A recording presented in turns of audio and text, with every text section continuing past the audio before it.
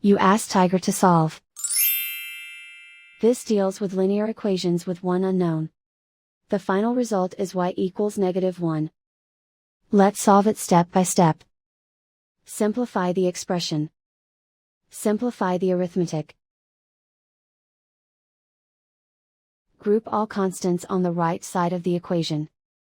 Add 3 to both sides. Simplify the arithmetic.